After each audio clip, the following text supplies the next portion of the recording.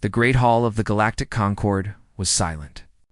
12 ancient species sat in judgment, their representatives forming a circle around the small human delegation. Ambassador James Chen stood alone in the center, his formal uniform looking simple and plain, compared to the magnificent beings surrounding him. The Sonari delegate rose first.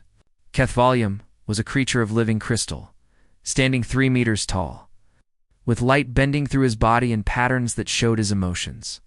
Right now, those patterns showed disgust. We have watched humanity for 200 years, Kethvalium said, his voice like wind chimes in a storm. In that time, they have proven everything we feared about them. James wanted to speak, to defend his people, but the rules of the trial did not allow it. He could only listen as species after species presented their evidence. Against humanity, the Vethkai representative spoke next. She was an insectoid creature, with compound eyes that reflected James's face 1,000 times. Humans reverse-engineered our shield technology in 3 years. Technology that took us 8,000 years to develop. They did not ask permission. They simply took it. The Oroin delegate, massive being of living stone that had existed since before Earth's dinosaurs died, rumbled its concerns. They breed too quickly. They adapt too fast. They fight over concepts we cannot even understand. Honor, freedom, pride. These abstractions drive them to war against each other and against anyone who threatens them, one by one. The 12 species made their case. Humans were too aggressive, too creative, too unpredictable. They had been spacefaring for only 2 centuries, yet they had already spread to 17 colony worlds. They had already begun to challenge trade agreements that had stood for millennia. They had already started asking questions that the elder races found uncomfortable. Finally, the High Chancellor of the Concord, an ancient Sonari named Vertil, spoke the words that would change everything. The Galactic Concord finds humanity guilty of being a threat to galactic stability. The sentence is exile. Earth's solar system will be enclosed within a quantum barrier. All human colonies will be relocated to Earth. Humanity will remain in their system until such time as they have proven themselves worthy of rejoining galactic civilization. James felt his heart stop. How long? He managed to ask, breaking protocol. Vertil's crystal body flickered with something that might have been amusement. Until we decide otherwise. Perhaps 1,000 years? Perhaps 10,000. Perhaps forever. That is no longer your concern. The barrier went up 3 weeks later. Human colonists were forced from their homes at gunpoint. Families who had lived on other worlds for generations were packed onto ships and sent back to a planet many had never seen. The protests were ignored. The pleas for mercy were denied. Dr. Yuki Tanaka watched from her research station on Proxima Centauri as the evacuation ships arrived. She had spent 30 years studying quantum physics among the stars. She had made discoveries that had advanced human science by centuries. And now she was being told to abandon everything and go back to a cage. This is not justice, she said to the Vethkai soldier, escorting her to the transport. This is fear. The soldier's compound eyes showed nothing. Fear is often the beginning of wisdom. Perhaps your species will learn that lesson. Yuki did not respond. But as she boarded the ship, she made a silent promise. She would not forget this day. None of them would. The quantum barrier was a masterpiece of ancient technology. It surrounded the entire solar system, a sphere of warped space-time that made faster-than-light travel impossible. Ships that tried to breach it simply found themselves traveling in circles, never getting any closer to the edge. Communication signals could not pass through. For all practical purposes, humanity had been cut off from the universe. Earth received its children in shock. Billions of people, who had spread across 17 worlds, suddenly found themselves crowded onto a single planet. Cities that had been shrinking for decades suddenly overflowed. Resources that had seemed abundant became scarce overnight. For 3 days, the world grieved. Leaders made speeches about injustice.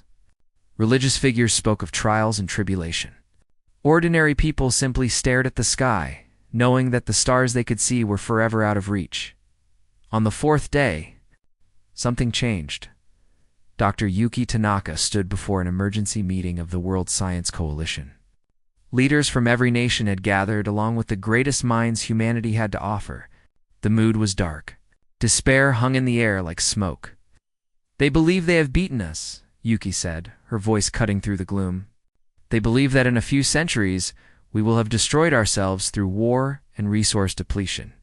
They are waiting for us to die." She paused, looking around the room at the faces of humanity's brightest. Scientists who had unlocked the secrets of fusion.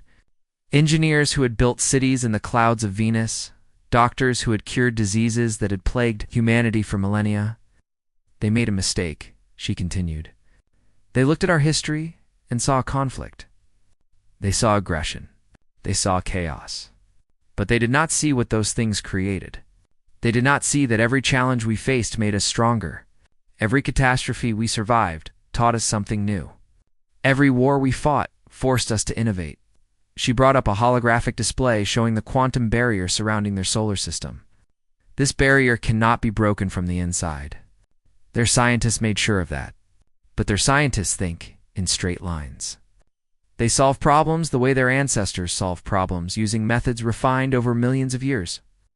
Her eyes gleamed with something that was not quite hope, but something fiercer, something more dangerous. "We do not think that way. We never have. We are going to find a way through this barrier. Not by breaking it, but by going around it. By finding paths they never imagined because they never needed to imagine them." The room was silent. Then, slowly, heads began to nod. Fists clenched, jaws set. The despair did not disappear, but it began to transform into something else. Something that had driven humanity. Since the first ancestor picked up a rock and decided to shape it into a tool, determination within a year. The nations of Earth had signed the Unity Accords. Old rivalries were set aside. Ancient hatreds were buried. Every resource, every mind, every effort was directed toward a single goal: escape. The Galactic Concord checked their sensors occasionally, expecting to see a civilization slowly tearing itself apart. Instead, they saw only silence. The barrier held. Earth transmitted nothing. The elder races congratulated themselves on solving the human problem and returned to their ancient games of politics and power. In a few thousand years, they assumed, there would be nothing left but ruins and regret. They were wrong. Inside the barrier, humanity was not dying. It was preparing. And when the time came, the universe would learn that there was nothing more dangerous than a human with a deadline and a grudge. 250 years passed inside the barrier, and the universe forgot about humanity. The Galactic Concord continued as it always had. The Sonari expanded their crystal gardens across 3 new star systems, growing structures of impossible beauty that would stand for millions of years. The Vethkai conquered their ancient rivals, absorbing billions of minds into their collective consciousness. The Orowan, who measured time and geological ages, barely noticed the centuries sliding past. In the halls of power, the human exile became a footnote in history. Younger generations of aliens learned about it in school, the same way human children once learned about extinct species. A cautionary tale. A problem that had been solved long ago by wiser beings. But some remembered High Archivist. Melodos of the chronicler caste had devoted her long life to studying this strange species that had burned so brightly and vanished so quickly. In her private chambers, surrounded by records and artifacts from humanity's brief presence among the stars, she searched for understanding. She read their literature. Stories of heroes who fought against impossible odds and sometimes lost, but kept fighting anyway. She studied their art, paintings and sculptures that captured both terrible beauty and beautiful terror. She analyzed their wars, conflicts that should have destroyed them but instead pushed them to create new technologies, new strategies, new ways of thinking. They called themselves the children of Earth, she wrote in her private journals. But they were wrong. They were the children of adversity itself. Every disaster made them more determined. Every setback taught them new lessons. Every enemy they faced became a teacher. She petitioned the Concord to send a probe to check on Earth. Just a simple scan, she argued, just to confirm that humanity was dying as expected. The request was denied without discussion. The barrier was impenetrable. There was nothing to see and nothing to worry about. Melados accepted the decision, but she could not shake a feeling that something was wrong. The silence from Earth was too complete, too perfect, like the silence before a storm inside the barrier. Humanity had been very busy.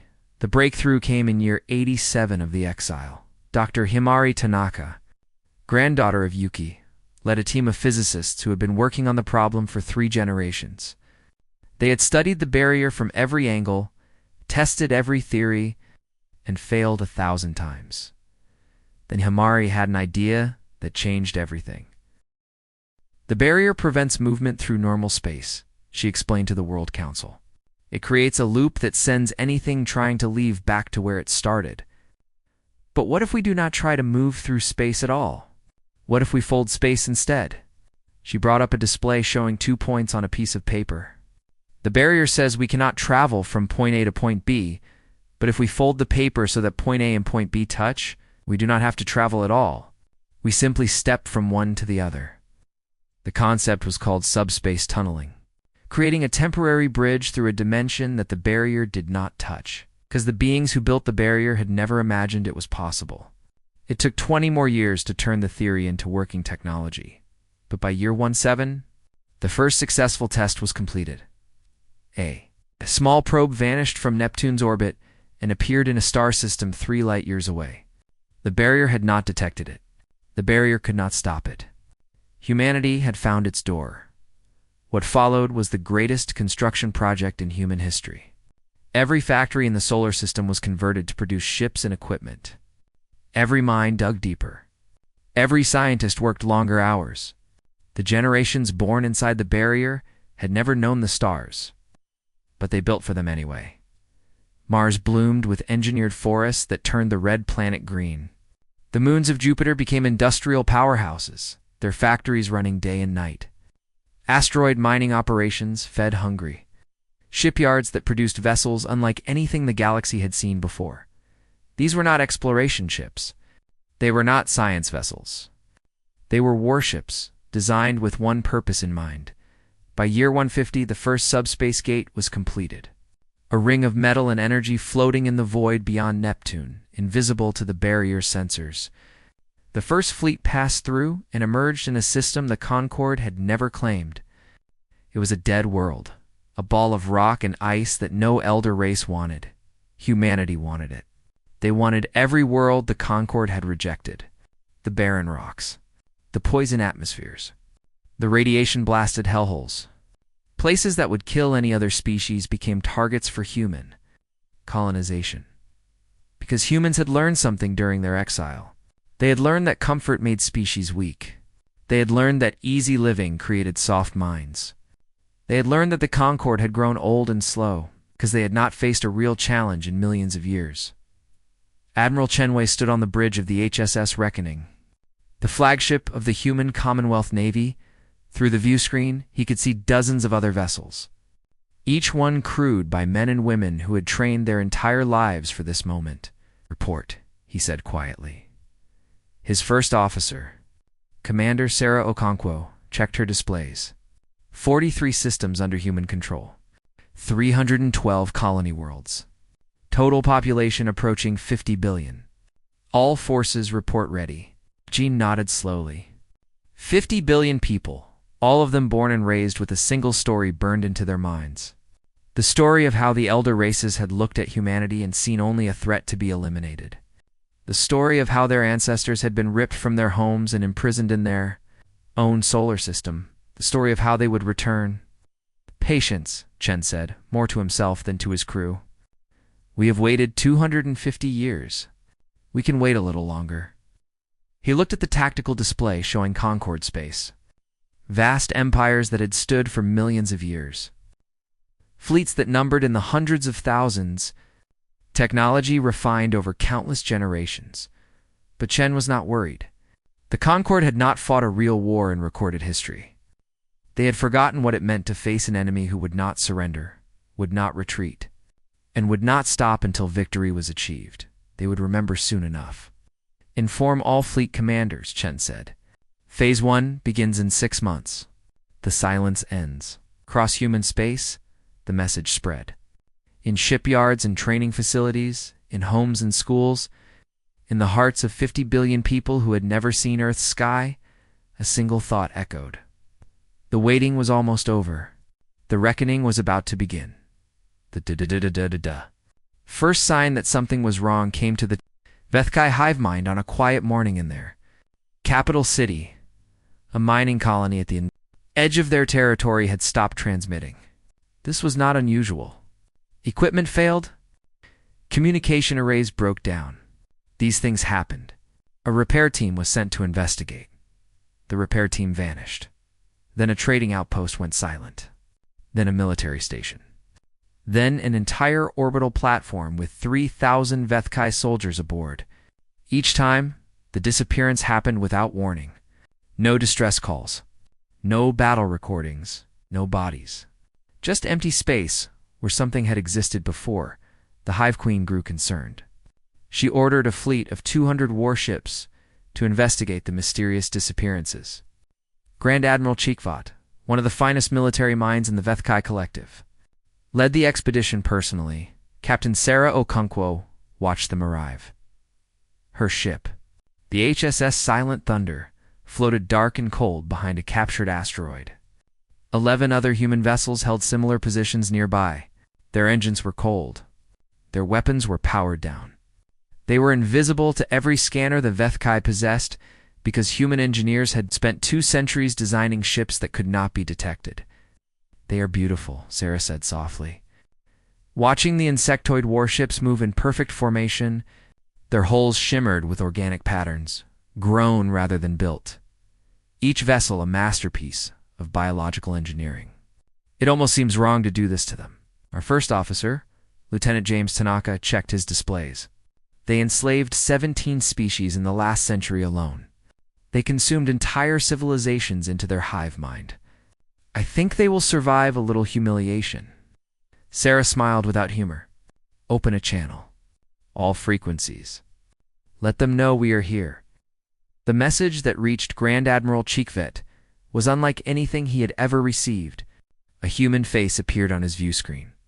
A human voice spoke in flawless Vethkai click speech, using accent patterns that had not been heard since the time of his grandmother's grandmother. Grand Hive Admiral Chikvet, Sarah said. Your fleet has entered sovereign human territory. You have 60 seconds to power down your weapons and prepare for boarding. This is not a negotiation. Chikvat's compound eyes widened. Humans? Here. That was impossible. Humans were locked away in their little cage, slowly dying as the Concord had intended. This had to be a trick. Some younger species trying to frighten the mighty Vethkai with ghost stories. Whoever you are, Chikvet replied, you have made a fatal error.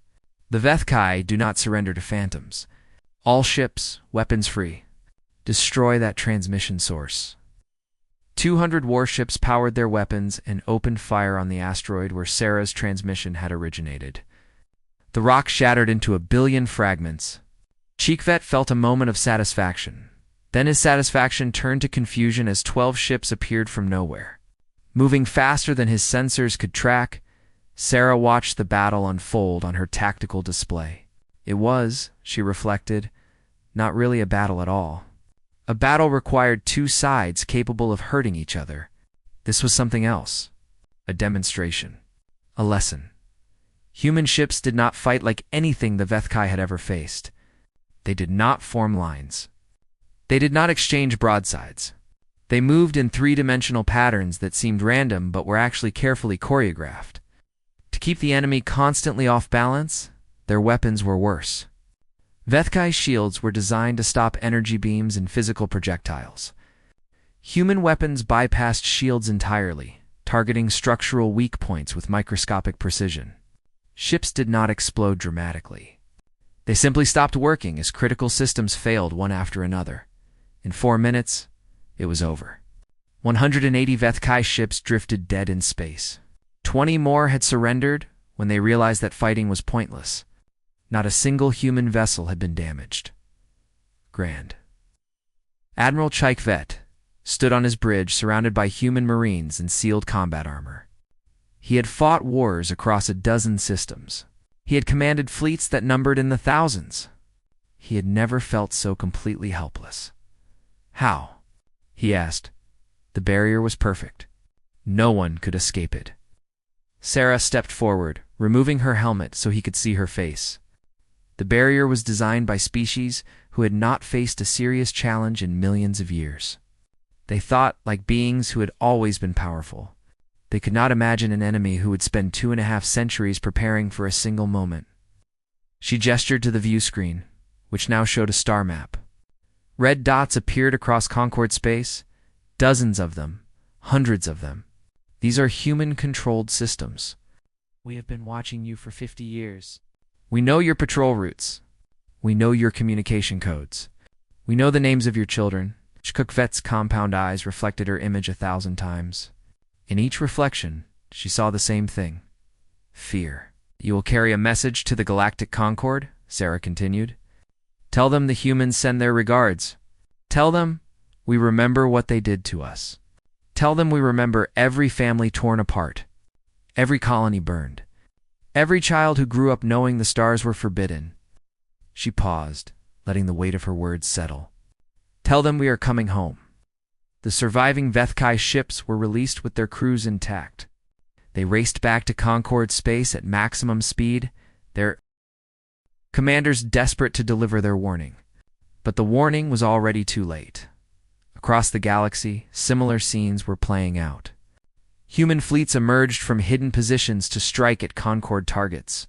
Communication relays went silent. Military outposts vanished.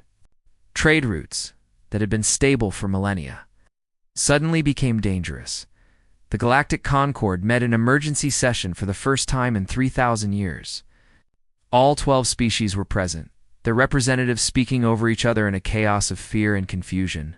How is this possible? Demanded the Sonari delegate. The barrier was supposed to contain them forever. They were supposed to destroy themselves, added the Orowan representative, his stone body trembling with what might have been rage or terror.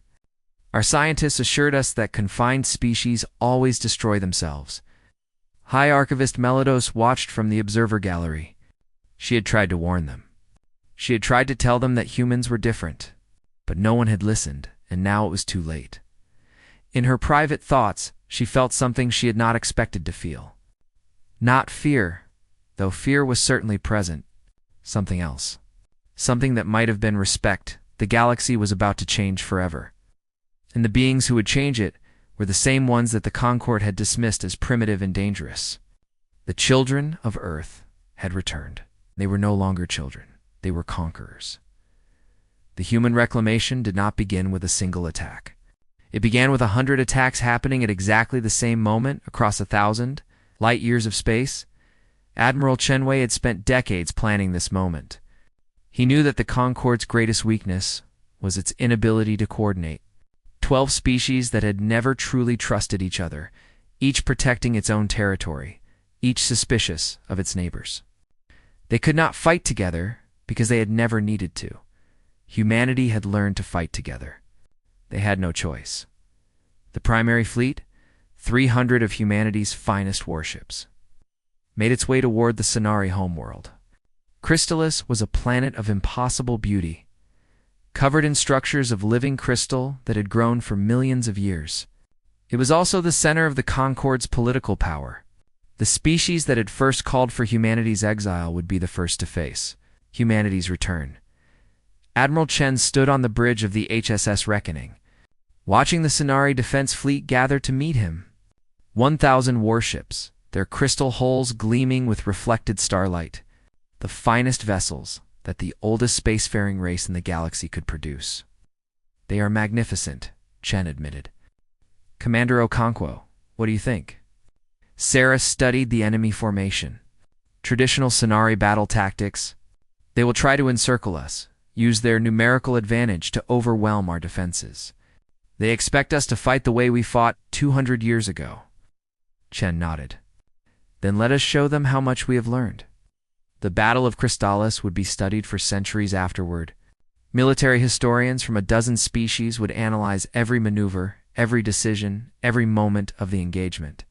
They would try to understand how 300 human ships defeated, or forced more than 3 times their size. The answer was simple. Humans did not fight fairly. As the Scenari fleet moved to surround them, human ships deployed a weapon that had never been used in galactic warfare. Subspace disruptors created pockets of unstable space-time that made faster-than-light travel impossible. The Scenari fleet, spread out to encircle the humans, suddenly found itself unable to move. Ships that tried to escape were trapped. Ships that tried to attack found their weapon systems failing as the interruptors interfered with their power generation. Then the human fleet struck. Not in the elegant formations that the Scenari expected, but in small groups that appeared and disappeared without warning. They targeted specific ships, specific systems, specific commanders. Every attack was designed to cause maximum confusion with minimum destruction. Because Admiral Chen had given his crews very specific orders. They were not here to destroy. They were here to demonstrate. When the battle ended, the Scenari fleet was disabled but largely intact. 912 ships drifted powerless, their crews alive but helpless. 88 ships had been destroyed when their commanders refused to surrender. The rest had given up when they realized that further resistance was pointless.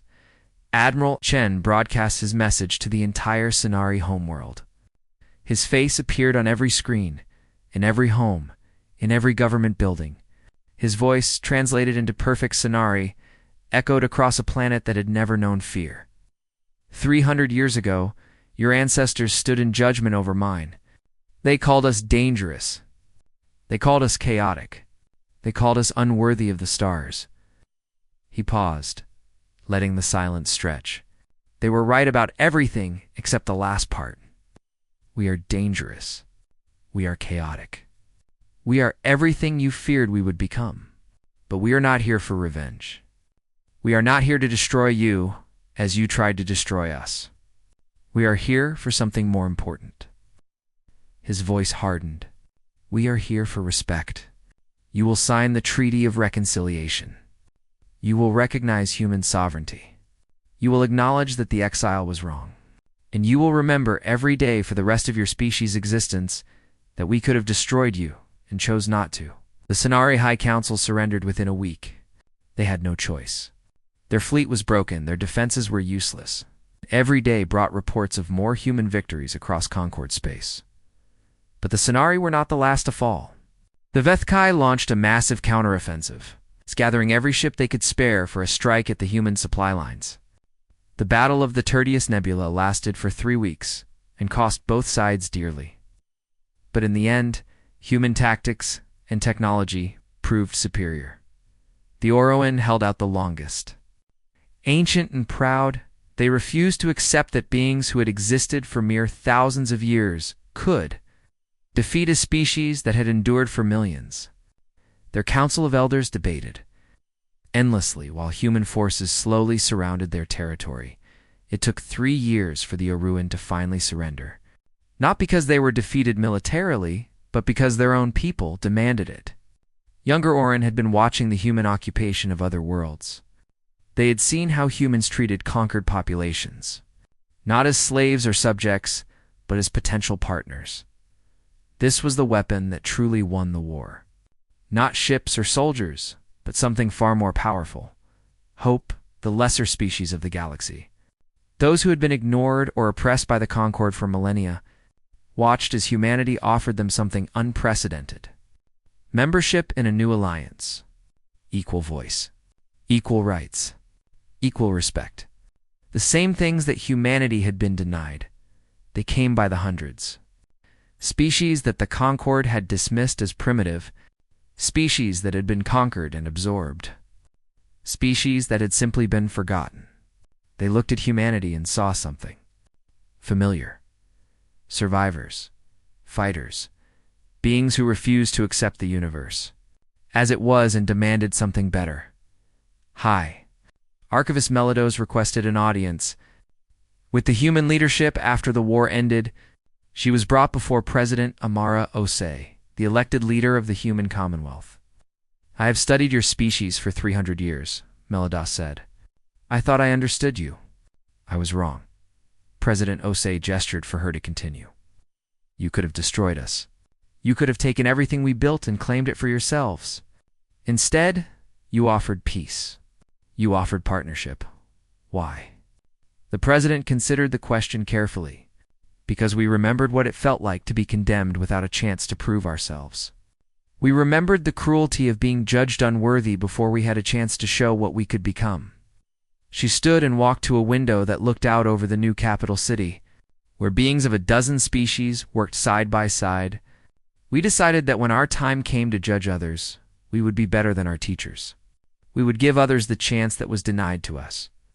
Melados bowed her head. Then perhaps there is hope for all of us. President Osei smiled. There has always been hope. That is the one thing no one can take away. Not exile. Not war. Not time itself. Hope survives everything. Outside the window, the sun was setting on a galaxy that would never be the same. The old order had fallen.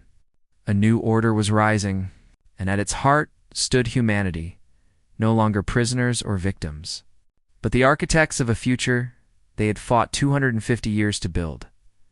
50 years had passed since the last battle of the Reclamation War, and the galaxy had become a place that would have been unrecognizable to those who had lived before. The Galactic Concord was gone, dissolved by unanimous agreement of its former members. In its place stood the Commonwealth of Sentient Species, a government where every spacefaring race had an equal voice. The ancient hierarchies that had determined galactic politics for millions of years had crumbled. New ideas were flowing between species that had never spoken to each other before, and at the center of it all stood humanity, on the planet called Memorial. Once a barren rock in an unremarkable system, a monument rose a kilometer into the sky. It was shaped like a wall, its surface covered with names. Billions of names etched in crystal that would endure for eternity.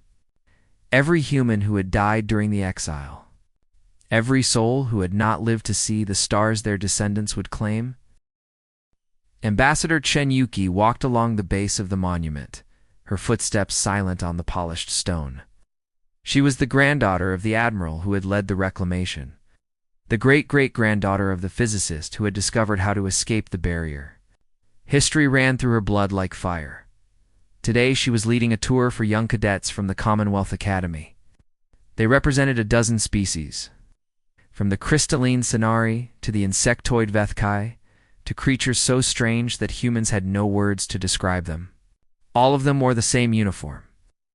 All of them served the same Commonwealth.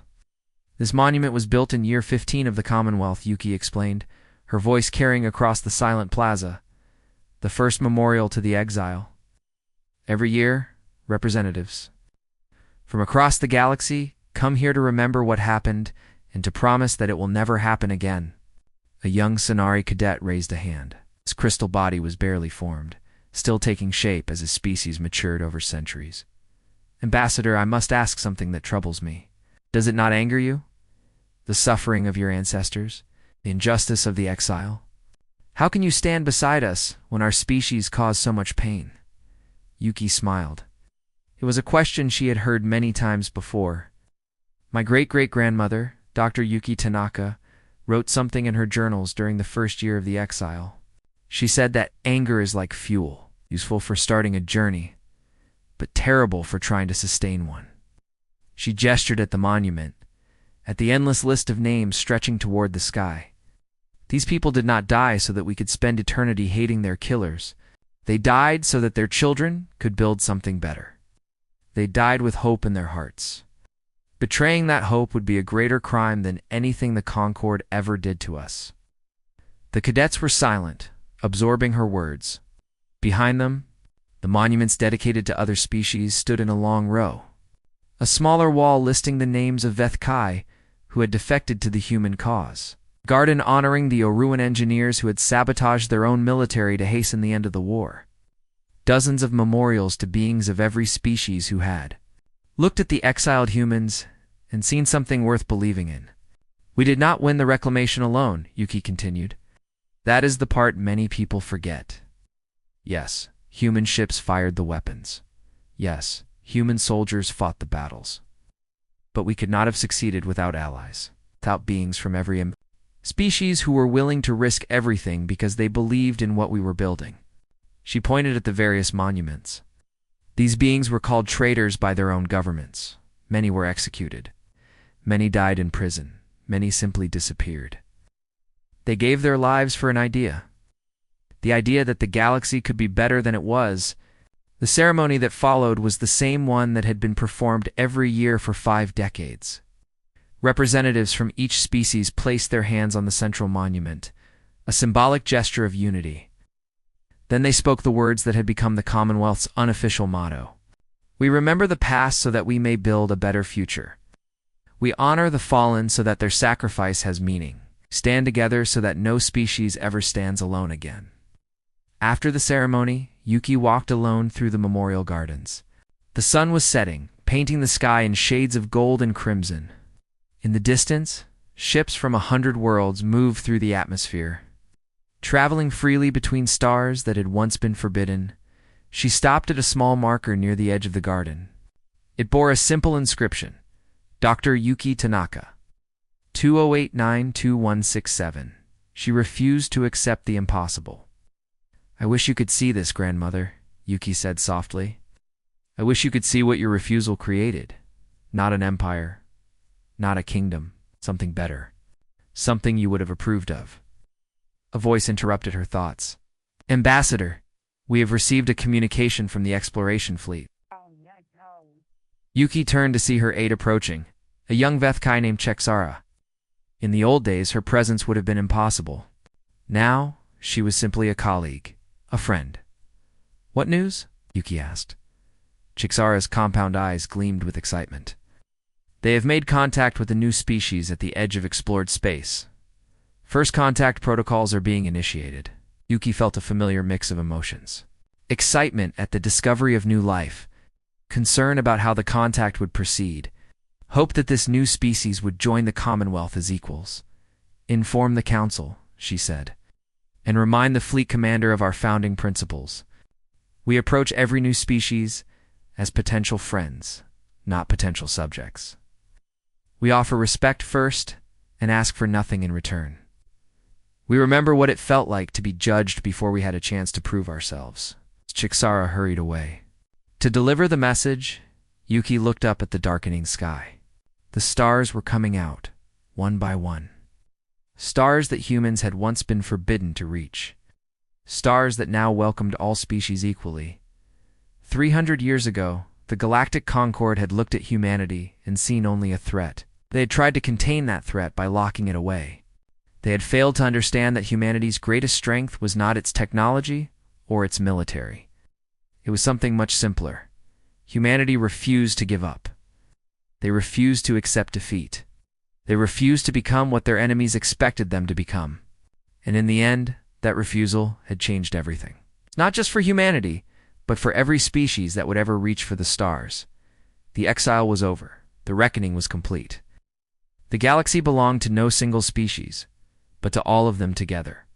And somewhere in the infinite darkness between stars, new civilizations were waiting to be discovered, waiting to join a community that would have been impossible without humanity's stubborn refusal to accept the limits others had placed upon them. The children of Earth had inherited the stars, and they had decided to share them with everyone.